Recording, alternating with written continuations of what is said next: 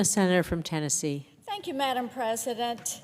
Well, it has been over a year since Joe Biden and Kamala Harris and the Democrats took control of all the government here in D.C.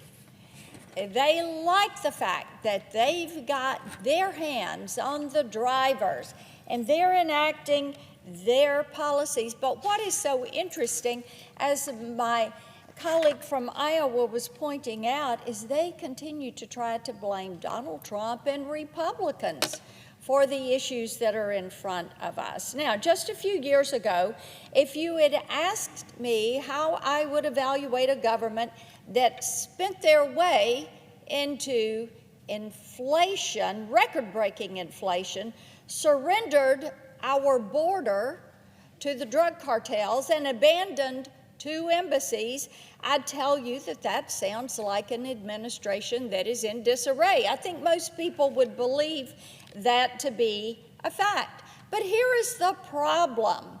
We've moved beyond disarray. Tennesseans feel like that it's more like a catastrophe.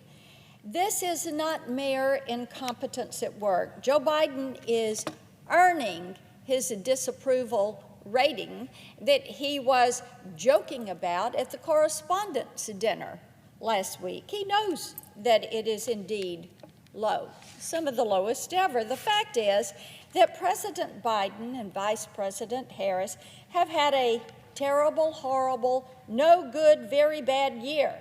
And they did this to themselves. And now their allies in Congress are ready to make things even worse. They're doubling down. And this is what happens when you try to force an agenda filled with pet projects that the American people are telling you they do not want. And as taxpayers are saying, you can't afford this. This is what happens when you really have no vision for the future of the country. It's all about power, all about control. Last month, the Harvard Kennedy School Institute of Politics released a poll showing that this distinction between agenda and vision actually matters to people. They found that 56% of young Americans aged 18 to 29 disapprove of Joe Biden's job performance. That's correct. 56% disapprove. And just last spring, 59% of young Americans were still in his corner. Look at what is happening. Look at that flip that is taking place.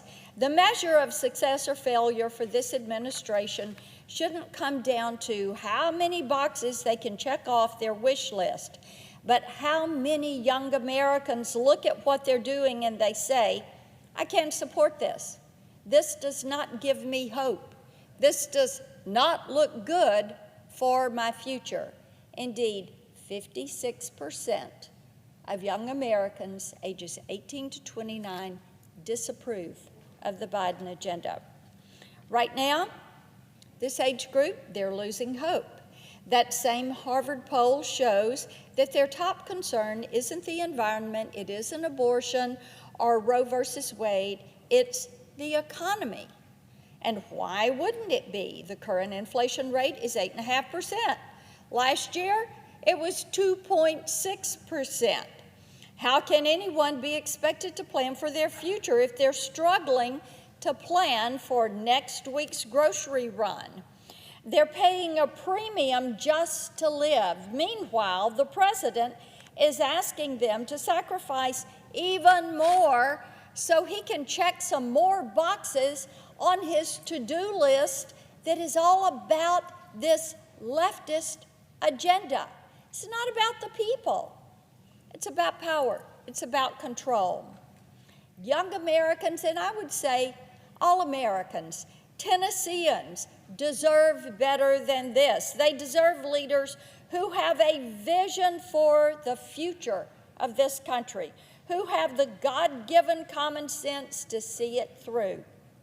Joe Biden and the Democrats have been in power for more than a year. The window for blame shifting and excuses is closed. It is shut.